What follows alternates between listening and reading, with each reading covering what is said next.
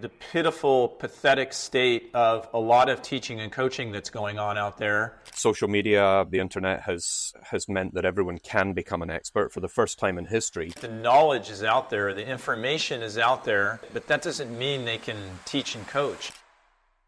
So welcome everyone, this is Christopher Smith. Don't get me started. We've got a lot to discuss. And I'm just going to ask Hugh, first off, for those of you, heaven forbid that you don't know of Hugh Marr. Hugh, tell us a little bit about yourself, your background, your pedigree, and what it is specifically kind of that you're doing right now to help educate the coaching masses. Well, pedigree makes me sound either like a canine or way better than I actually am. Basically, I turned professional, I don't know, 1,000,000 years ago with a view to playing like all of us did in that generation. Figured out pretty quickly that I was terrible. And then I think deep down I knew that I was going to coach for a living. I've always been fascinated by everything about the game of golf. And I got into, about 26 years old, I got into a full-time coaching role, having coached as much as I could up until that point. And honestly, without any ambition of coaching on tour or any effort to get there, I ended up coaching on tour, and that meant that I traveled the world on PGA Tour, DP World Tour, what was the European Tour, Challenge Tour, Ladies Tour, and that became my home for probably longer than was good for me. But I for the most part, I loved every minute of it and experienced things that I never dreamt I'd experience. But then COVID hit, and I was beginning to really hate the exercise of getting on a plane, particularly in those times, and just sat at home and thought, you know what, I'm going to have to, if I don't make a decision to do something else now, I'm never going to do it. And that meant that I started to formally deliver coach education. It's something that I'd spent a lot of time. I've always been a passionate believer in sort of paying back to the next generation. And it's something that has become a business for me, which I love every minute of it. And that's really where I see my future now. I'm not, I don't have any ambition to go back on tour. I still love coaching golfers, but I think that part of my life is behind me. And the part of my life now that I'm focused on is making golf better for everyone. And that, I think golf coaches are key to that. We've talked a lot about this, but one of the things that just drove you to do what you're doing is let's see, how to be kind, although sometimes we mustn't be kind. You know, the pitiful, pathetic state of a lot of teaching and coaching that's going on out there, and the fake coaches, the ignorant coaches, and people that actually really want to learn and get better, and they don't know where to go because some of the associations, with all due respect, don't do a very good job of educating the people that are going to be teaching.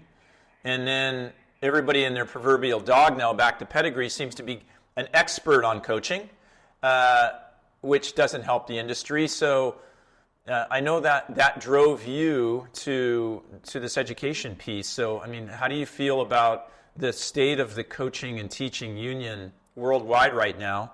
And what can we do about it? I know you're doing a lot about it. First of all, I don't think as an industry we're very good at what we do. And that's not to put blame on anyone's doorstep. Social media, the internet has meant that everyone can become an expert. For the first time in history, everyone has got access to the same information. And as we all know, a little bit of knowledge can be quite dangerous. And even less knowledge than that is very dangerous. It's very easy for people to sell themselves as experts. And expertise, by definition, requires you to have spent a great deal of time learning your craft and delivering your craft to be any good at it. Yeah. I mean, we're both very cynical of the Instagram coaches or the social media coaches, some of which are very, very good coaches, some of whom are just selling the magic pill, if you like. But I think the issue is driven primarily by the lack of understanding of what really good coaching looks like from the associations, from coaches themselves, and from our clients. The customer base doesn't know what good coaching looks like. So at some point, we're going to have to sort of pull our boots on and say, right, how do we get coaches better? Because there are a ton of coaches out there who know they're not particularly good, and are desperate to become better. And it would be wrong to tar them all with the same brush. Yes, we have these egomaniacs running around with 300,000 followers, and they're advocating the latest thing without any understanding of what's involved, without any understanding of their topic. But they're not the majority. The majority are good, honest golf pros, golf coaches. They don't have to be members of an association now, which I personally think is a good thing. But they just want to do better. They want to do better for their clients, and they don't know where to turn to get it. Watching endless reels on Instagram and doing endless certifications won't make you an expert. It'll just give you a little bit of knowledge. And that's an important point. The knowledge is out there. The information is out there, and people can go and get it. But that doesn't mean they can teach and coach. And as you and I both know, we call it the trenches, which is basically, how many hours have you and I spent in our lives on a lesson tee, at a practice facility, on the golf course, actually teaching and coaching and helping and guiding individuals of all different levels. And that seems to really be lacking. Now I'm seeing even the media and, heaven forbid, podcasters and the like, journalists jumping into this instruction arena. I think you make a good point. I think there are people out there that they want to learn and they want to get better, and they don't know who to turn to. Tell us a little bit more about the program that you've developed. What sort of people are coming into that, and what it offers. In terms of the people that it's attracted, it's about to enter its 5th year. There really isn't a typical demographic, but there is one common thread amongst everyone that I speak to.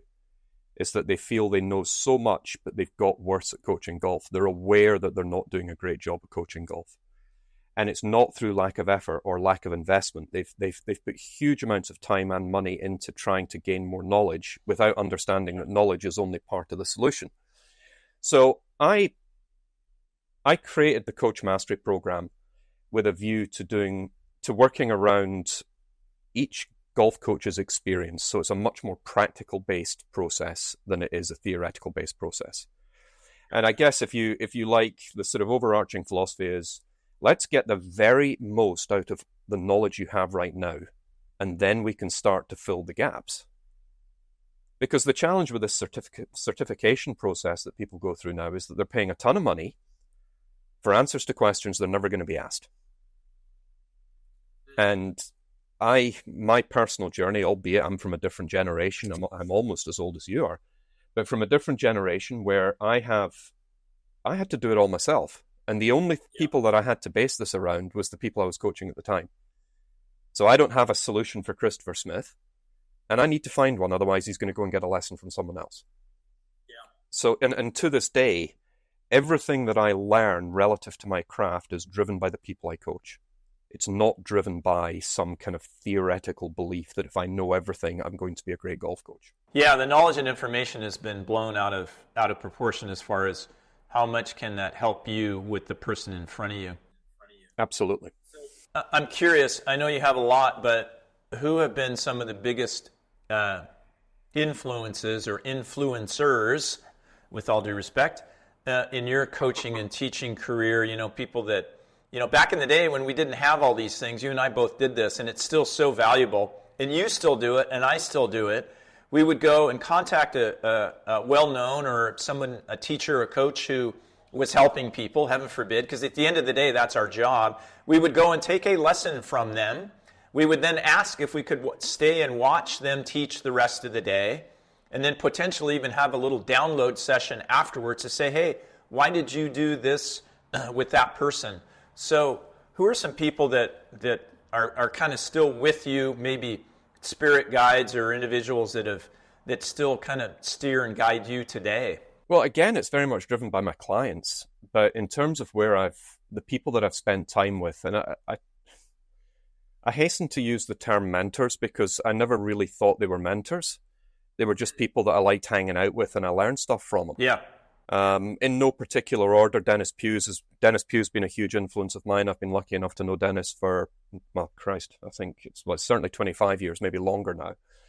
And he has been a huge he's been a huge influence on how I coach. He's exceptional at the theatre of creating golf lessons. He's exceptional at the process of communicating with the student in front of him. Peter Costas was a big influence of mine. Jim McLean was a big influence of mine. He was really probably the first outside influence in terms of shaping how I coached the game. In that, even going back to the 8-step swing or X Factor golf, it was researched. It wasn't stuff that was just put in front of you as a set of biases that he believed in, which pretty much every golf book I had read up until that point, bar The Golf Machine and Search for the Perfect Swing, pretty much every golf book was driven by what the best player in the world thought they were doing at the time. Right. Or it was an exercise in the coach that had published it, the teacher that had published it. It was an exercise in them justifying their biases. And that never appealed to my kind of binary brain. Like, impact's a binary thing. If we can't figure out what the club's doing to the ball and what needs to change, then we're not going to make them better. And we have now got this wonderful generation where we are surrounded by sports science that, for good and bad, but ultimately it can help inform our biases. Because ultimately, if I have a bias towards something that's not correct, I want to know that pretty quick. Yeah. But back to, just Ledbetter was obviously a big influence. A gentleman called Jim Christina was the first master professional in the PGA of Great Britain, has been a huge influence.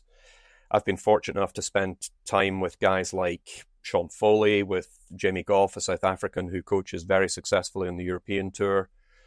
We could go on forever. Mike Walker has definitely been an influence. Liam James, Phil Kenyon. They're just people that I like to surround myself with and are very open to having conversations about golf, the golf swing. Yeah. How they coach, why they coach that way. It's just a healthy environment that I'm very blessed to have, that I can turn to these people. You mentioned how science is being used, and you and I go on about this ad nauseum. Both the pros and the cons, and even the technology, which we'll get to in a minute. But there is more science-based findings, which are very interesting. But they're not the end all, are they? And there are times where, and we know this, and this is what the great scientists do, is just because we haven't found it yet doesn't mean it doesn't exist. And I think one of the absence of evidence is not evidence of absence, as one great man said. And sometimes we look at these things and it's all the numbers point to something, or the metrics or the data, but it's not necessarily what's happening. Can you speak to that just a little bit and how you feel about it? How long we got? I can go on about this forever. Sports science in itself is a great thing for any coaching endeavor. Misuse of science is a hugely damaging thing for any coaching endeavor. Now, at the end of the day, there are elements about hitting a golf shot that have no opinion. Yep. And there are people that will still dispute the facts, which frankly blows my mind, but we'll come to them maybe on another day. Sports science is there to inform your coaching and to validate your principles and challenge your principles. Yeah. As I said, if I'm coaching something that is factually incorrect, I need to know about it. And we all do. This is not me saying I know everything and everything I coach is based in fact. I'd like to think most of it was, but I know there are still areas where people will prove me wrong, and I love that. Sports science is there to help us become better at coaching. It is there to help us understand how human beings function. Yep. It is there to help us measure something that is historically based in true opinion. Golf coaching has been anecdotal for 400 years. Literally since the first caddies were pretending to be golf coaches and helping their players around a golf course. That it's been purely anecdotal. And that doesn't appeal to me. And there are some hugely successful coaches over time that have based everything around these anecdotes. That's just not for me. I'm not saying it's wrong. I'm just saying it's not for me. Now, the challenges come in we have a generation now of golf coaches who've got a reasonable amount of knowledge and think they're scientists. That looks sexy in social media. We've also got a generation of scientists who think they're coaches. Yeah. And the reality is that neither, in my opinion, are particularly effective. There are some hugely gifted scientists within the coaching industry now. But for me, they are much better deployed helping coaches get better. Now, when it comes to using data, gathering data is not coaching. Yep. Gathering data is absolutely effing useless if you don't know how to interpret it. And this is where we've got to, that I can gather a ton of data in every golf lesson. Yep. But I'm only really gathering data in the areas that I think are of interest to me with that student. So do I use biomechanical analysis? Very occasionally, but it's only for specific things. If I'm looking at someone saying, I think there's something funny going on with that hand path, I'm going to go in there and measure it. Using the data appropriately will make all of us better coaches. And the primary use for me is coaches using it to make them better, not to appear smarter, not to suggest my numerous pet hates in this area, not to suggest that if the research doesn't support it, it can't be true. That just means that the research to support it doesn't exist yet. Yep. The coaches that try and this has been very much driven by creation of tech products, that basing good movement around average movement. So we've got 120 Tour Pros data on our system, and the average is this.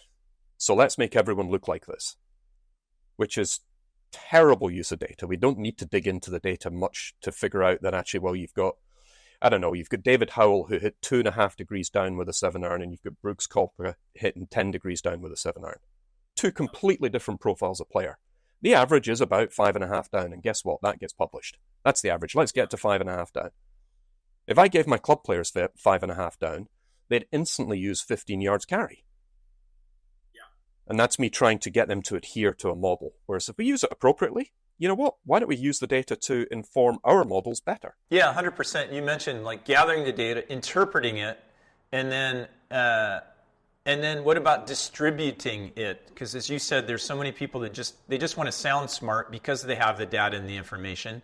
So once you've gathered it, then you need to be able to cull it, like we used to do with, crappy and good range balls, and then present it to your client, to your student, to the person that wants to learn in a way that not only they understand it, but it can help them.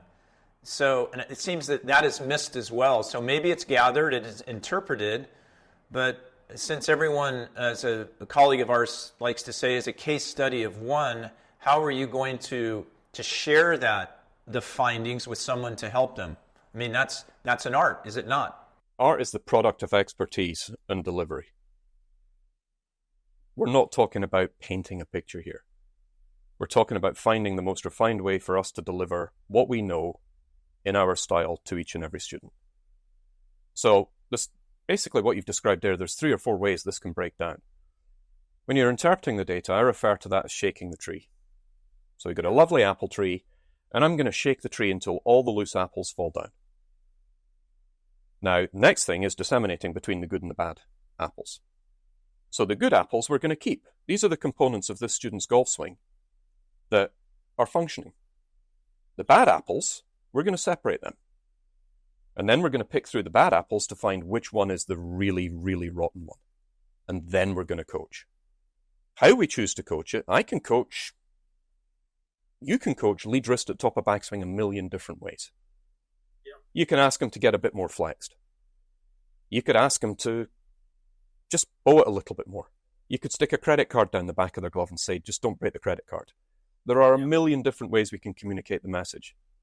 But I think to be really effective at communicating the message, you've got to have that really deep understanding. And that's what Tommy Armour referred to. He said that it's to be able to make things appropriately simple, you need to have an exceptional knowledge and an exceptional understanding. Love it. And because education's freely available, or certification's freely available in every walk of life, this isn't just golf, that we've become guilty of coaching our students the way that we learned the principles. And as a great mate of mine says pretty much every time we have a beer together, say great communication is not what's transmitted, it's what's received. And as coaches, we need to be cognizant of finding the best way to help Smithy with this issue. That may be a tiny little dot in the back of the glove for him to focus on. Yeah. That may be a credit card to help Mrs. Smith get the club in a better position. The coaching, I believe, should be appropriately simple. But the process of getting to the decision you make to coach, that's where the complexity comes in. Love it. And by the way, when's the last time you only had one beer with a mate? I mean, were you not feeling well? It's probably breakfast. Speaking of measuring, one of my favorite topics, as you and I go back and forth on, seems to be where there's a mania about measuring. And there's a very catchy phrase that, why guess when you can measure? Okay, I contend, why guess when you can measure inaccurately? So I, for one, am not very impressed, okay, with the technology that we use. People think it's NASA grade. I think it's a few notches below. And David Epstein asked this question, the author and journalist, have we made it important now because we can measure it, or are we measuring it because it's important? And I think there's a huge point to be made there. So, we can measure it now, but what are we measuring it with? And is it really very accurate? And are we measuring it now and pretending that it's important because we can measure it, or are we measuring it because it's important? Let's start on Epstein's quote. That isn't a technology breakdown, that's a user breakdown. 100%. So technology can't be held responsible there. Personally, I want to be able to measure what I'm asking my students to do and what they arrive with. I want to be able to, number one, and again, I'm going to go back to the point, sports science and technology fall into a similar bucket here. The technology is there primarily to make me a better golf coach. And I have been a long-term TrackMan user, and like any technology, it has improved massively over the years. Yep. I am yet to find consistently poor data. Now, does that mean that the data is always perfect? Of course it's not. When you're measuring an impact of 0.002 seconds with grass, sand, water, tiny golf balls, sunlight, it's not going to get everything spot on. Nothing can. But the technology itself, I don't believe is sufficiently flawed to not use it.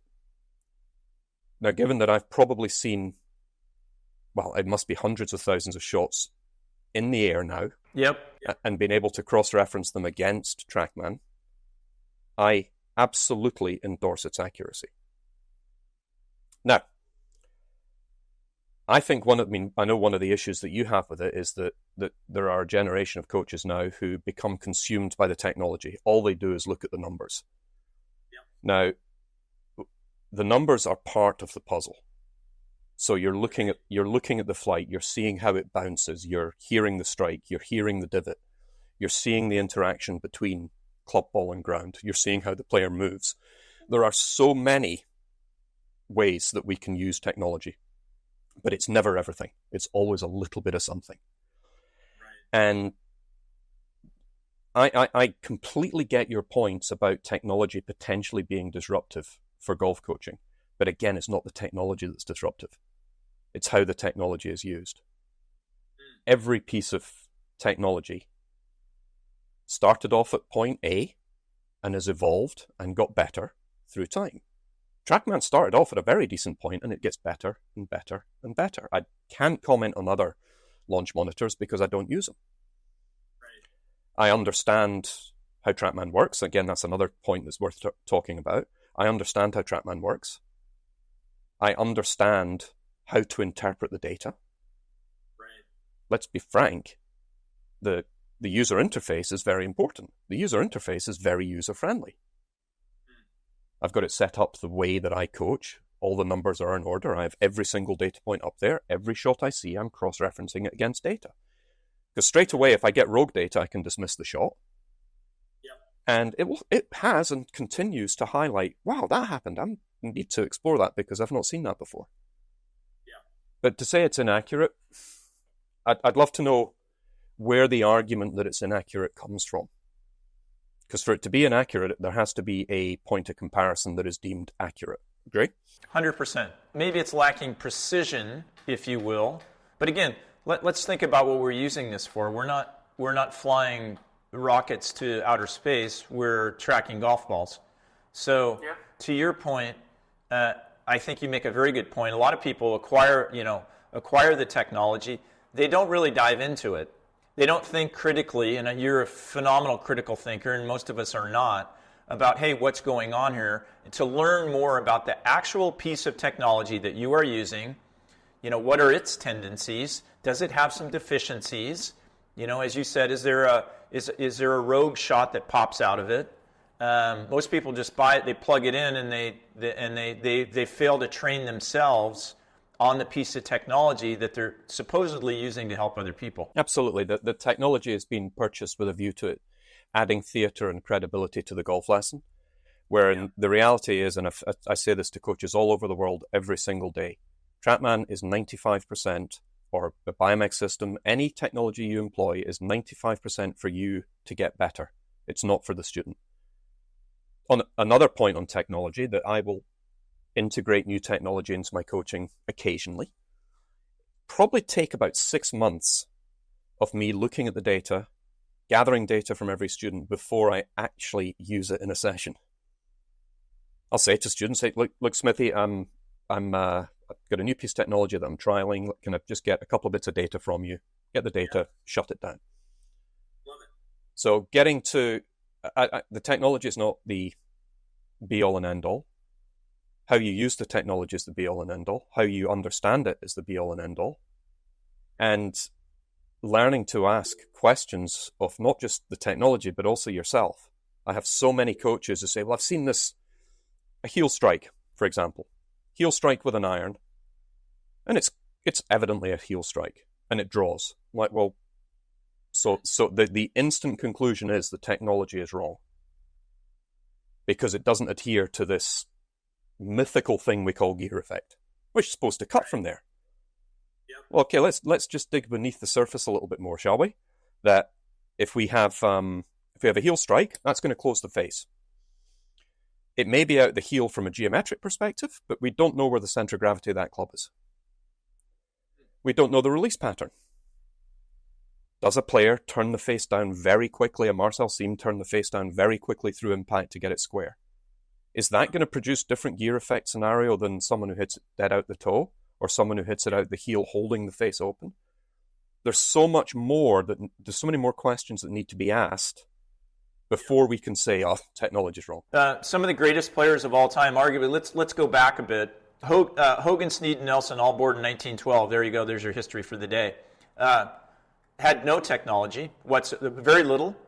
If they had this is a if they had had this technology, would have helped them? Would it have hurt them? They did pretty well with the equipment at the time, and basically zero technology. My question is, could it, and have you seen it, I'm guessing the answer is yes, have you seen technology hurt students, hamper them from 100%. improving? 100%. But again, it's not the technology that's at fault, it's the use of the technology. Sorry, that goes back to educating the coach and the teacher to properly use the technology. 100%. And to use your analogy of three of the greatest players in history being born in the same year, completely get it. But in 1912, how did they cure flu? We had an epic death rate for people that contracted influenza. Yep. It wasn't that long before it that you were getting prescribed leeches for everything. That part of it will potentially be the downfall of the human race, but it's that evolution of the human race that has made us higher and higher and higher functioning. The reality is that in any generation, any era, with any equipment, the best players will still be the best players. What we also have to recall, or what we also have to consider in this is, when we use Hogan as this model. Yeah. I'm a Hogan fanatic, and it still blows my mind that people are using this as a swing model. It just looks really pretty. And it was rumoured to be the best controller of a golf ball ever. We don't know how well he controlled it, let's be honest. He controlled it better than everyone else. We don't know if that is Scotty Scheffler levels of control. Again, we're basing this on hearsay, anecdote, basically old wives' tales passed down the ages. If you take those three as an example, would they be better players without technology? or with technology. Doesn't matter. They were the best players anyway. You mentioned the danger of averages. It is dangerous, and it gives us a point of, I guess, some kind of point of reference. But last I checked is each and every human being is certainly not average. We talked about, great players would be great players in any era. I happen to agree with that 1,000%. But every person that walks onto our lesson tee is not average. And so the art and the craft and the of helping each individual that's where the experience comes in, and that's where the individual needs the person giving the guidance and the lesson needs to have some understanding of how am I going to get through to this person per se to help them get what they want. Again, there's a ton of layers to this that I don't think there's a golf coach alive that wouldn't agree with your statement about everyone being different. Yet there's still a lot of model teachers out there, and they deny it. They will put you into a method and a model. I see it all the time. And then they deny it. The worst type, they're hypocrites. They say, no, I don't teach that. And then every single person, and you and I talk about this, that shows up on their lesson tee, they tell them the same thing. Unless they all need the same thing. Correct, but as we know, they don't. So as you and I know, and we've looked at, if you look at the top 50 players in the world for the last 400 years, certainly the last 100 to 150, what do they all do the same? More than you think. They certainly don't stand in the same manner. They certainly don't hold the club the same way.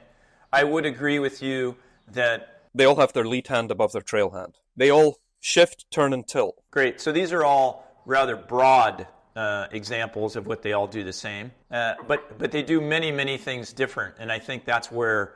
and I also think it's true with diet. It's true with wellness. It's very easy to get... for us as coaches, to get stuck in models or methods or, hey, I don't know, let's just do what the best player in the world is doing now and make everybody look like frickin' Fred Astaire, which is what Scotty Scheffler looks like with his footwork, because that works for him. Again, this is actually an entire episode based on this, because there are commonalities that the majority of club players would benefit from integrating into their game. And we can dig into that and come up with hundreds of commonalities. The skill, and funnily enough, I had a long conversation with Dennis Pugh about this the other night. The skill in coaching expert players is to understand what unorthodox movements make it work and what don't. And this boils down to coaching expertise. Yes, we know there are a ton of students out there who are guilty of, or a ton of coaches out there who are guilty of teaching the same thing. Now, is that because that's all they know? Okay, so that would be, I think the majority of young coaches, for example, would fall into that model because they have a very small skill set. Sure, it's also a lot easier. It's a cop-out. Exactly, that was my next point. That human beings, by and large, want to find the easiest way to do anything. What is the shortest route from A to B? So if we've got students who function by those principles, and we've got coaches who also function by those principles, you straight away stop coaching the individual. Now, I believe the most expert coaches that I've ever spent time with could work with anyone and make them better, within reason. Yeah. Why is that? Do they know more? Probably not. There's so many knowledgeable people out there. Do they understand more? Definitely. Have they got a much broader coaching toolkit? Do they have such an understanding that they can pick through the rotten apples and go, right, we're just going to have a go at that one? It's experience, but I think the big problem with experience is that you can't short circuit it, number one. And there are tons of people who've got tons of experiences, but they're still not any good because they've not used those experiences to get better. That's a pity. Well, it is what it is, but it's human nature. Another one of your favorite topics that you and I have gone back and forth on is compensation, one of your favorite words. I know there's multiple syllables there, Hugh, so I'll let you process that for a minute. As being a bad thing, as being a negative thing, and we've had some great discussions on it, and maybe it's not. Maybe it's it's a savior. Thank God somebody compensates. And again, it has this bad, negative connotation. Speak to that a bit, if you could. Compensation, manipulation, reaction. all of them imply that the student is doing that consciously to save themselves from something bad that's happening. Now, if you remove, I've had a very high-profile player that I coached a few years ago who was very unorthodox. And he was basically coached out of everything that was unorthodox. Guess what? Couldn't hit the golf course. Couldn't hit the country. Plummeted in the world rankings. Lost his card. All because he was guided down this more orthodox route. But all because he had too many compensations or manipulations in his swing. Generally, what a coach would view as a manipulation is probably just a response to having to rectify something else earlier down the chain. Fix that bit earlier down the chain, and suddenly that bit won't exist.